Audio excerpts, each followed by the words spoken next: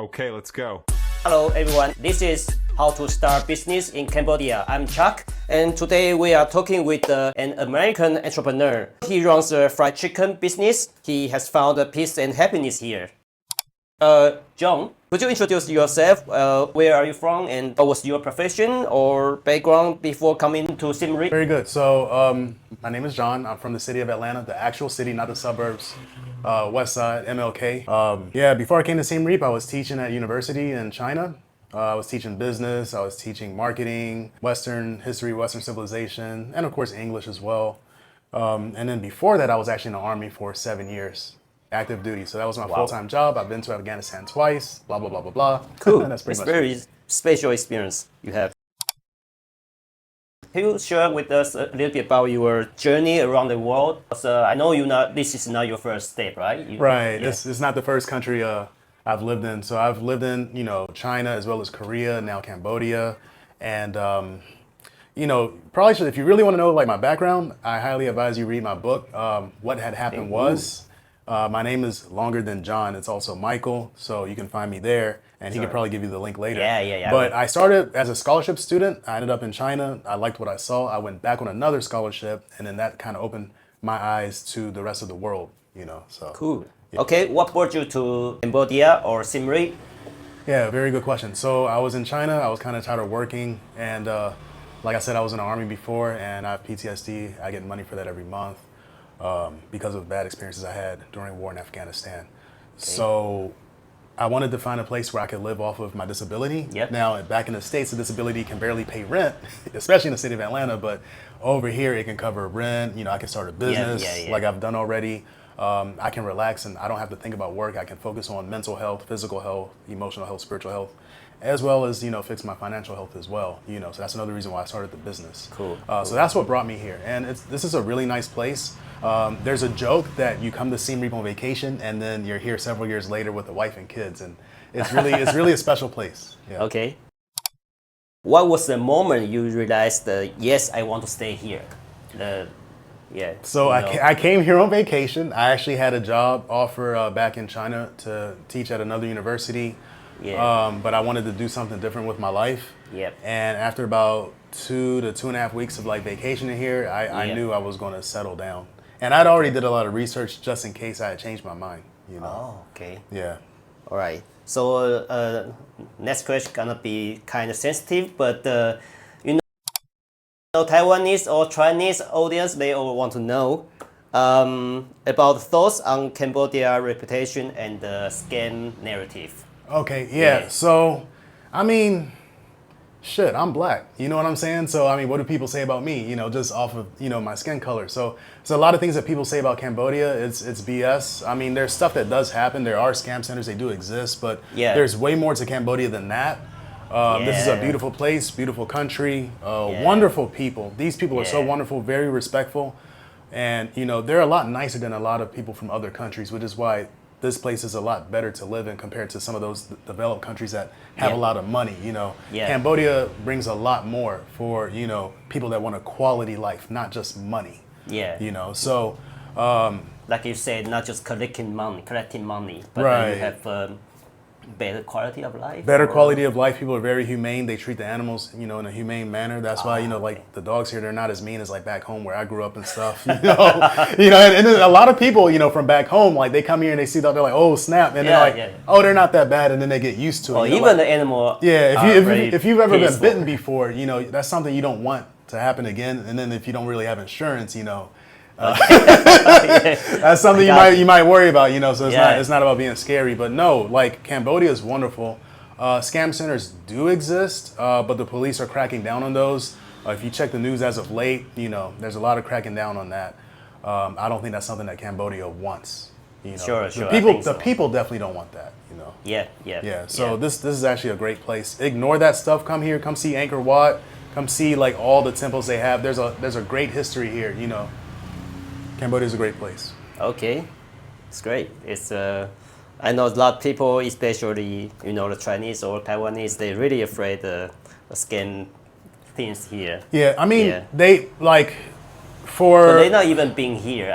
Once you've been here, you will feel it's totally different to the what the news says. Right, but no, now that you brought that up, like just being scared. Yeah, just be smart.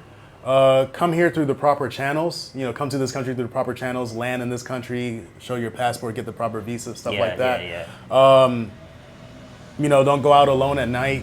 Especially if you're a woman. Even though it's safe here. It's just you never know who's keeping an eye on you. But yeah, if you're sensible about how you move and who you talk to and who you deal with, you'll be okay. What do you think about the market potential and the business environment here, especially Siem Reap? Yeah, very good question. So I feel like Cambodia now is what mainland China was 23 years ago. Oh, yeah. Just everything was booming. As long as you weren't lazy, you were willing to work hard, you had a great idea, you could be rich the next day, if you will. Now, as far as being rich in like 24 hours, that's not really, Cambodia's not the place for that. There isn't as much money to go around, but there's plenty of money to be made if you have the right idea. Okay. This business alone, people said that I couldn't do it or the money isn't here. There's high season, low season, all that BS. Yeah. My busiest months of this year have been during the low season. And, the profits have been pretty decent, in a day. I'm not going to say how much, but for what people tell you and like the monthly salary for the locals and stuff like that, this business earns pretty well. The demographics are perfect. You have a lot of young people, so a lot of people that will want to have a job or want to have kids soon. Yep. Very healthy demographics compared to the developed world where everyone's aging. There's great market potential. Anyone that likes to read a book or two, and they'll know that Cambodia's a great place to, thrive, and make it, Okay. So can I say it's easier to start a business here compared to your home country? Oh, for sure. Right? Like, of course, no matter where you are, you got to have money in order to try and make more money. You need money to make money. Yeah. But here, there's very little red tape. You got an idea, it's well executed. You'll make some stuff happen here. Way less red tape. All right. So why fried chicken? That's a good question. So, shout out to the Koreans, Oh. They've been a huge part of my life, and like I've studied business, but, up until now I hadn't really done business. And I learned a lot about business from, the Chinese as well, but, especially the Koreans when it came to what I'm doing now. Oh. And how I got started with A-Town Wings in particular. Okay. And I was working for them. Oh. Doing some other stuff, basically trying to do sales, which was a little tough. Didn't do so well, but they gave me the opportunity, which I appreciate. Okay. And then they also had like a little shop where they sold noodles. Okay. And I knew that they couldn't really compete with like the local shops that sold noodles for like a fraction of the price. Yeah. And I was like, what? Why not sell wings to help you guys out? Because actually they didn't really need the money. They had a shop and they were very successful business people, Okay, and so they had a shop and they just wanted to meet people and network. So it's like if a Korean comes and visits, Siem Reap, then they can, make some connections, stuff like that. So it wasn't really about making money off the noodles, It was a really cool setup, but, I wanted to sell chicken in order to attract, customers because it's like, again, the noodles that they sold they were very delicious, Korean noodles and stuff, but like, you could get like the same. Too expensive? Yeah, the price was a little expensive. Okay, Yeah. It was like tourist prices. So like if you wanted to gain traction with the locals, I didn't think it would really fly. So I thought, hey, why don't we try wings as well to guarantee customers, especially the locals come, and I have a good connection with a lot of locals in this community. So I started to try and persuade them to come, and then there's somewhat of a dispute. Yeah. But I handled it well, and I was like, you know what? I'll start my own business. So it's like this ABA sign that I have here where people can scan and pay me. Yeah. I actually made it for their shop. Okay. Because they didn't have this stand or whatever. Yeah. But then I realized like, oh, it's only like my money. It's only for me, Yeah. And like once we had the dispute, I looked at this here that's in my name, and I'm like, you know what? I can actually start my own business. And then I started to do research on like wings and how to make them, really delicious and stuff like that. And it went from there. All right. Yeah. So what about they now? They are still here? You mean? No. They're not. That's a good question. They're back in Korea now. Okay. But I was just talking to them like last night or the night before. Oh, so like we're still very close. Very close. Okay. Yeah. Respect is key. It's like you can disagree with people and you can still be respectful. You don't have to like, call people out of their names and, be angry and stuff. So it's just like, we had a disagreement, and I don't need to go into like the details, but like it actually pushed me and motivated me to actually start my own business. So if we hadn't had that dispute, this is one of the reasons why A-Town Wings, exists today. So, yeah. Okay. Let's talk about the the numbers. If you don't want to share, it's okay. If you can share it, please. Our audience really like to know the revenue, cost, profit, startup capital. If you cannot share with us the exact numbers, but you can say the conceptual, what I mean. Yeah. I'll try to answer percentage or compare to some. Yeah. I'll try to answer this as best as I can. So I will say startup costs about $150 to $200. Okay. For all of the equipment. For initial all money, the material. Right? Initial funds. Right, right. Including the rent? No. Sorry. No, I actually started the business out of my apartment. Wow, it's cool. So you told me before. Yeah, it's cool. Shout out to the Chinese because one guy, really good friend of mine, he has a Chinese restaurant like right over there. And still here now? Yeah. Still here? I was at the restaurant last night.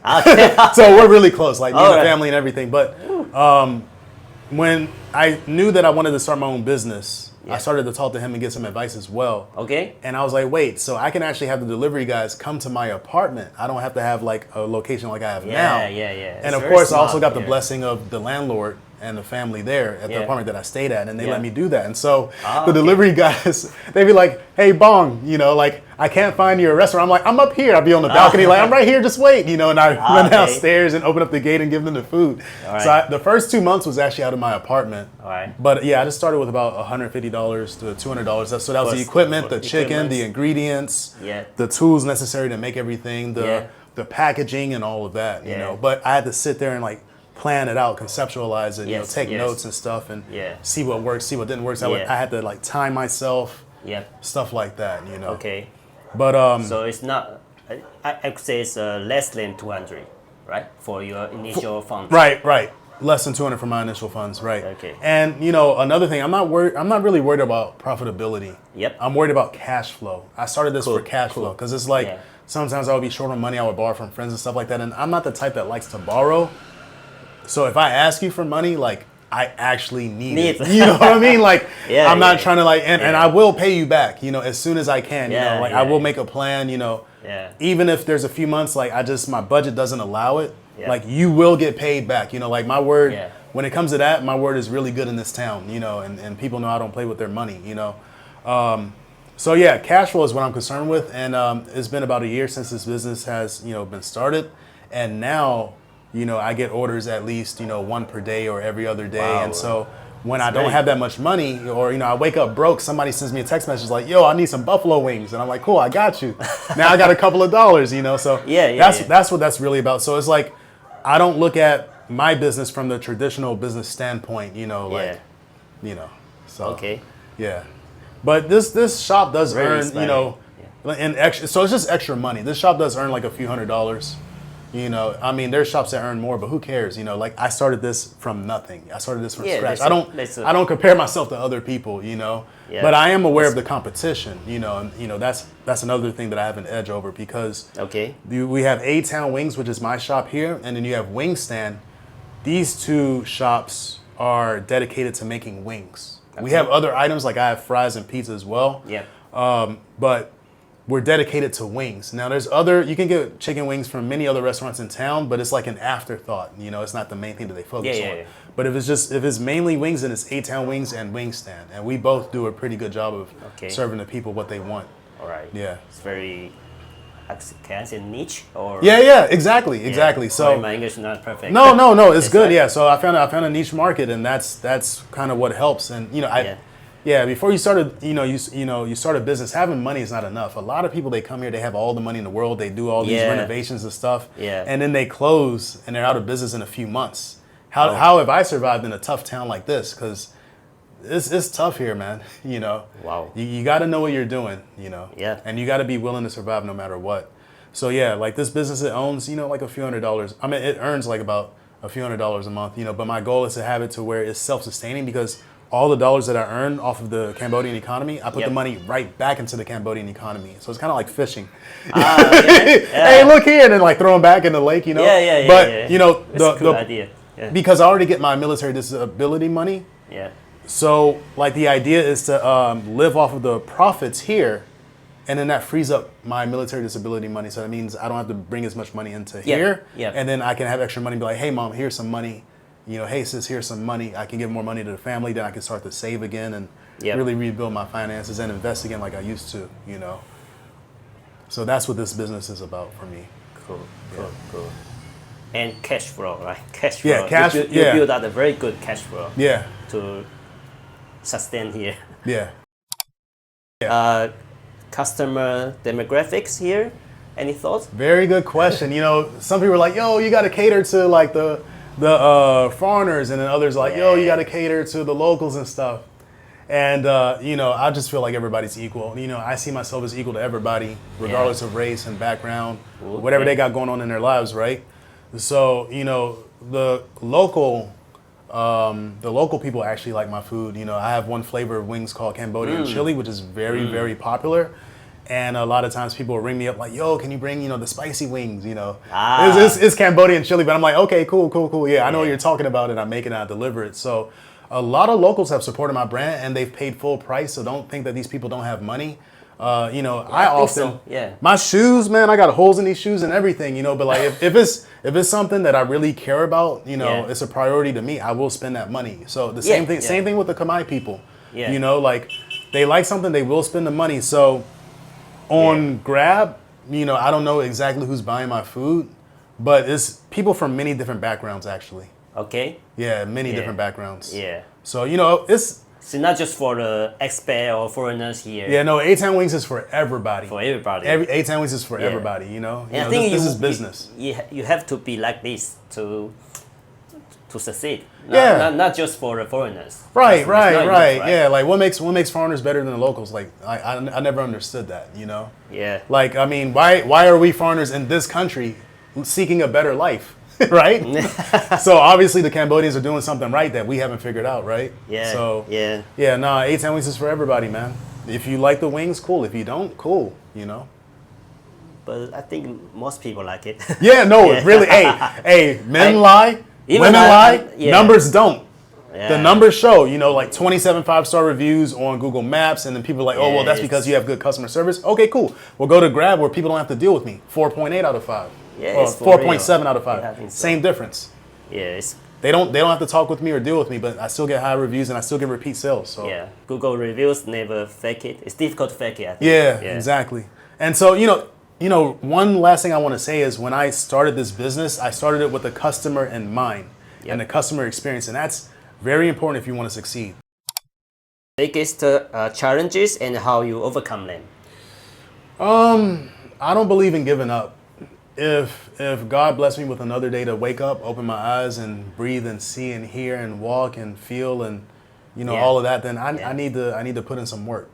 You know, if I wake up and I'm not satisfied with, you know, being able to help my mom like she helped me when I was, you know, all those years and stuff like that. Yeah. You know, I need to work harder. So this shop is to me, it's life or death. Like I will hurt you. Whoa. If it guarantees the survival of my shop and my ability to earn a proper, decent way of living to look out for family, like you got to go. So, you know, like you don't want to get in the way of like what I got going on, you know. So for me, it's life or death. And this is when you start a business from scratch, it starts here. You write it down. You do the research. Yeah. You know, you got a laptop here. You got a smartphone here. With internet access, you have no excuse, you know, and you put it together and it becomes a thing. It's alive, you know, like, and it operates like you want it to, you know, like it's a beautiful thing. And when people tell you need to close your shop for whatever stupid reason, you're not really trying to hear that because it's like they're just sitting there from the sidelines. They don't know what's really going on. They don't know what you went through. Yeah. And the hard work, like this whole setup and everything, like I didn't get this from a book, you know, like I had to really. But it helps me, you know, prepare the food as fast as possible, you know, like it's just a lot of work that people don't understand, you know, like they just see what they see, but they don't see the hours and hours, you know, like. Yeah, man, I just really don't believe in giving up. I think the biggest challenge was just people not understanding the vision, because the wing business isn't really that big in Cambodia, but it's going to be big in the next several years for sure. But it's a $1 billion business globally, you know? Okay. And I hope that this business here can actually expand and employ, you know, a lot of Cambodians, you know, like this is a way of giving back, because this idea, this has like franchise potential, you know? Wow. It really does, Vision. you know? Yeah. I mean, because like Joe has a vision. in America, but it didn't start like that. I just wanted to make some extra money, you know? Yeah, I have a lot of reasons as to why A-Town Wings existed. But I wanted great to, story like that. but yeah, as time went by, I'm like, wait a minute. There's Wingstop, there's Buffalo Wild Wings, like there's all these like chain restaurants that primarily like serve wings. Yeah. And they have other items as well, but it's mainly wings. Many and it's wings? like, oh. so it's like for I didn't know Cambodia, you know, like this is like a growing market, like, you know, China was, you know, many years ago, you know, so like this could really benefit a lot of people, Sure. you know? Yeah. So, about people, how do you think my people is easy to work with, or you have any experience to share with us? Yeah, no, they're wonderful to work with, you know, and just like in any other country, like for me right now, I just want to work for myself because like I care about A-Town Wings, and you might like A-Town Wings, but maybe you don't care about A-Town Wings like I do because I created it. You know what I mean? And there's plenty of A-Town Wings in other, you know, like back in the States, there's like A-Town Wings all over Atlanta, several different shops, because we're known for wings, especially lemon pepper flavor. Okay. You know? And there's like A-Town Wings in Alabama, A-Town Wings in South Carolina, you know, so I have my own A-Town Wings here, you know, but this particular A-Town Wings in Siem Reap in Cambodia, like I started it. So it's like when it comes to employing people, you got to have someone that actually cares as much as you care. You know, like I had one employee before, and you know, what I liked about her, and before I go any further, you know, if you have like a male employer and a local female employee, people just assume that you guys are dating or whatever, you know, like my previous employee, you know, was a female as well, very beautiful, very young. But I hired her for her talent and her ability. She had really good English, which is important because there's a lot of expats that live in this area, like retired and stuff, and they walk in, they need someone to speak English. You know, this is Cambodia, and you know, we're working on learning Khmer, but you know, we can't really change hundreds of years of history. English is a lingua franca. You know, it's the international language. So you want to make money, you're going to speak English. You're going to learn English. You know, that's just the way it is. You know, so, you know, I need an employee, you know, no feelings, you know, no emotional stuff, you know, just business, right? Just business. So I needed an employee that spoke really good English. Her English was really good. She also had some, you know, experience in, you know, food, you know, like, you know, she went to culinary school, you know, or at least online, you know, but like she had the talent, you know, so, you know, that's what I hired her for, you know, and we worked well together until we didn't, and that's okay, you know, I just hope she's doing really well, you know, now, but, you know, it's just different, you know, as an employer, you know, when you're looking for an employee, like a lot of employees, they just want money, like everybody wants a job, nobody wants to work, and that's in any, that's in any country. That's not just and Khmer, it's every country. Every country. And I like being nice. I choose to be nice. You but know. you cannot be so nice. I mean, but that's the thing. I was a manager in China before. I know that. Right. You cannot be 100% nice. Exactly. So that's why I would rather work for myself, because like prior military experice too. Like if like I would be very mean, and I don't want to be mean to people. You know what I mean? You have to. You need to. But like, you know, like military mean is a little bit different. Like it hurts feelings. It makes people cry. Like, wow. You know, I don't want to be like that to people. So like, you know, I would rather work for myself and work very, very hard. And I can handle like multiple orders at once and stuff like that. Right? But if I have an employee, they have to believe in the vision of A-Town Wings as much as I do. They have to be excited about making these wings and fries and pizza as much as I am. And they can sleep if they want, if there's no business or whatever. They can play around on their phones, sure, but like... Sure, but when business comes, they have to... Yeah, and then also, you know, most importantly, like that's an added cost to operations. So it's just kind of like, can I really afford that? You know what I mean? Like, if there's like no sales for 5 days and they're just sitting there and I still got to pay this person a certain amount of money, you know? So... It's not easy. Yeah.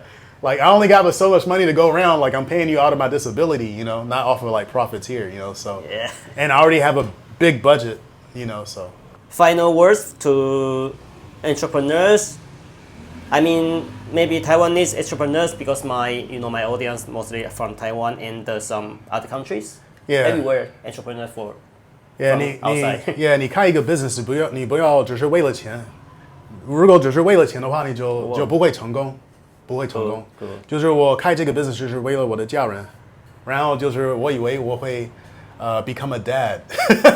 哦，这就是我开这个 business 原因之一。Yeah, so Okay. like, yeah, you can't do it just for money. You will not succeed. You will not last. It has to be for good reasons. It has to benefit other people as well, you know? Yeah. So I actually thought I was going to be a father, but, you know, we'll get into that next time. But you're still single, okay? Yeah, still single. I'm yeah. single too. Okay. If you could give one piece of advice to the entrepreneurs, I mean the new one here. Yeah. So what would you give? Like in Cambodia or just in general? I think you can have both. Yeah, You can so- share both. Yeah. Before you start a business, you want to do like your proper research. You got to do your due diligence. Yeah, that's right. You got to respect your money, and Yeah. respecting your money and protecting your money. A huge part of that is being willing to do the research and taking your time. Don't rush to, Yeah. like rent a space. You know what I Okay. mean? Because I know. you rush to rent a space. Yeah, I was about to you're rent. just going to be a sucker. You know what I mean? Because it's like the landlord, they're going to earn money no matter what, whether you profit or not, whether you got the Yeah. items ready to sell. Yeah. Get that stuff situated first. Like what packaging are you going to use? There's a lot of bugs in Cambodia, so like I protect my package. But what packaging are you going to use for your food? Will the food fit? Will the food still be hot by the time it arrives to like the customer's home? Yeah. So there's a lot of things you got to like research. Like before you even like drop your money. And there's a lot of people that want to be smart that are on YouTube that make videos on how to do this and how to do that. Learn from these guys. Take notes. You can do Reddit. You can do like the information is out there. Like what you want to do, someone has probably done before. So just be humble and approach it like a student, because I've known how to make wings for a long time, but the wings I make for you guys that you guys are willing to pay for, compared to the wings I used to make for myself before I started the business, it's two different things. Yeah. Like the wings I used to make for myself, nobody's going to pay for that. Yeah. So just always be a student, always be willing to learn, always be humble. Yeah. And take your time. Yeah. It's it's really big misunderstanding from the people who never opened a business. Mm-hmm. They like their hobbies. They want to sell coffee because they love coffee. Yeah. Then it's disaster. Exactly. Yeah. Exactly. So like nobody cares about your hobbies. Like, and that's the thing. Like it's not just about yourself. So that's why when you're only focused on money and you're only focused on what you want to gain from it, that's why you're not going to be successful with a business. It's like, again, I built A-Town Wings while focusing on the customer. I put the customer first. That's why it's successful. Like, hey, I want to make sure that the food tastes good. I want to make sure. So if I get an order right now, the first thing I'm going to do is wash my hands. Yeah. This is the first thing I'm going to do. Not everybody does that.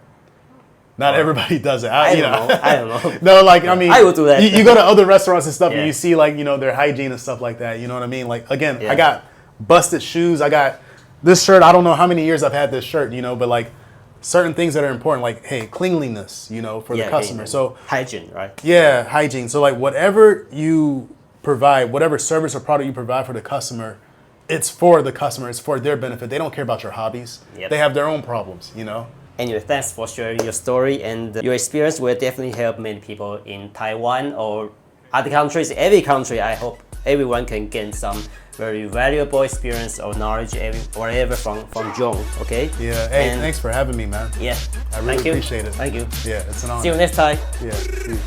Peace.